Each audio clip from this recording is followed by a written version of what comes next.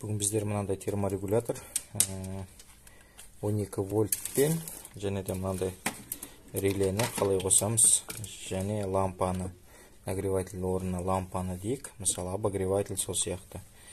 Мынандай DA деген болса, бұл управление бізде постоянка болады, 3 вольттан 32 вольтқа дейін. Сондайда бір переменный бар, мынандай AA деген 220 вольтқа арналған.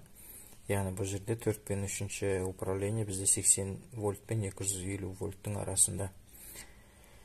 Осыны қарасаңыздар, міне 40 DA и 40 AA деген болады. Мынау 220 вольтқа арналған.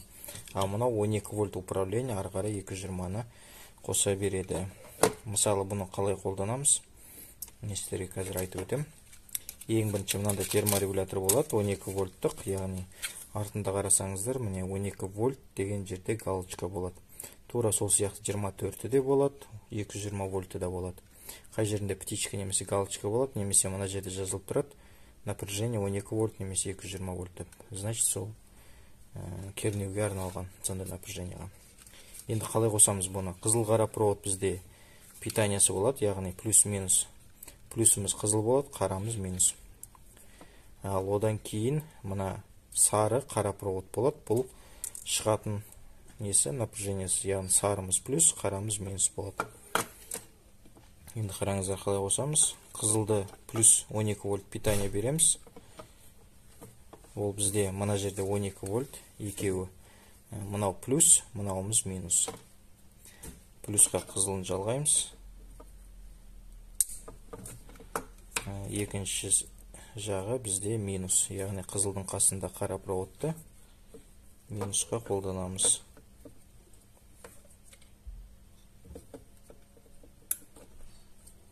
Екеніз біздер терморегуляторды қостық, терморегулятор істеді. Сары қара провод бір-біріне тие қалмасын, бұны байқайсыздар. Бұл сары қара проводты қайда тығамыз? Яғни ең бірінші напряжениені өшіріп алыңыздар. Бірінші қосып алыңыздар, содан кейін барып қолданасыздар.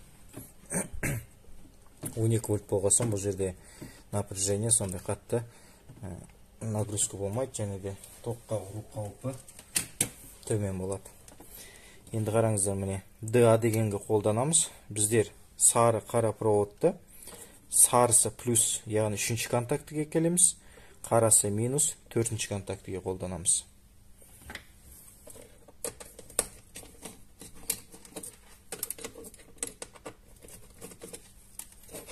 Сарымыз плюс, 3-ші контакт.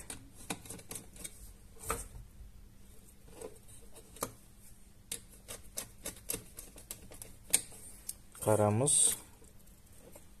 минус, шығып кетті.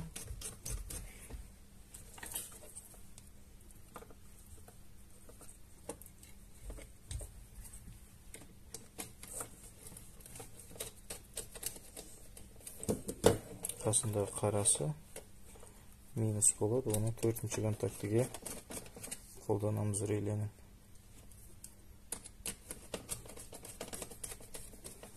Осымен реле қосылды. Реленің астына мына сияқты радиаторлар болады. Егерде нагрузкаңыз 10 ампердан жоғары болса, 3 киловатт болса, осындай радиаторлар қолданғаныңыз дұрыс. Өйткені мына өзі справляться етпейді, өзі сыйд. Сол үшін осы жылуды бөлу үшін осындай алюминиевый радиаторлар қолданса болады. Яғни неше түрлі радиаторлар болады, соған жабыстырып қойсаңыздар термопастымен. Өте жақсы болады. Одан кейін енді бізде тағы да қайталап өтейік. Терморегулятордың қызыл қара проводын біздер 12 вольтқа қостық, қызылын плюс, қарасын минусқа қостық. Одан кейін сары қара проводты мына реленің сарысын плюсын әкелдік, 3-ші контактысына, яғни қарасын 4-ші контактіге әкелдік. Бұл минус. Ал енді мынандай лампы, яғни патроннан 2 провод шығады, немесе де вилкасы бар любой обогревательді қолдансаңыздар болады. Енді оларды қалай қосамыз? Мысалы, бір проводын аласыз да, патронның бір проводын мына реленің 1-ші контактысына әкеліңіз. Немесе 2-ші контактысы қай жағы ыңғайлы. Бізге 1-ші контакт бос тұр екен. 1-ші контактіге бір проводын қоямыз. Бір проводын қойдық. Енді 2-ші проводы қалады, патронның 2-ші проводын 220 келеміз, яғни 220-ның 2 контактысы болады. 220-ның. патроннан бір провод қалды, міне қарап отырсаңыздар. Сол 220-ның біреуіне қолданамыз, біреуіне қосамыз. Осымен патронның несі проводы бітті. Енді 220-ның бір проводы қалады, оны біздер мына реленің екінші контактісіне әкелеміз, яғни бос контактісі қалады бұл жерде. Сол контактіге 220-ның бір проводын қолданамыз. Бұл сонда үйдегі включатель сияқты жұмыс жасайды, яғни біздің жағдайда ыңғай келсе фазаны берген дұрыс, заң бойынша фаза жүреді, ереже бойынша. Мынаның барлығын жақсылап изолировать етіңіздер, содан кейін қосасыздар. Енді біздерде дайын барлығы терморегулятордың настройкасы жайлы біздің каналымызда бар. Ол жайлы қолдана жатарсыздар. Енді қараңыздар. Қазір біздер 12 вольтты қосамыз, одан кейін 220-ны қолданамыз. Питание бердік. Лампамыз қосылды. Мына жерде индикатор қосылды, көк от деген. Және де мына жерде релені қарасаңыздар, реленің қызыл лампысы да қосылды. Лампочкамыз жанды. Енді бұны қарасақ, негізі 40 градусқа дейін тұр. 40 градусқа барған кезде біздің лампамыз өшу керек. 40 градусты азайтып көрейік. Біздер 30 дейік. Өйткені біздер қазір 31 дейік жарайды. Температурный датчигін алып, терморегулятордың 30 градусқа жеткізсек, біздің лампамыз өшу қажет. 29.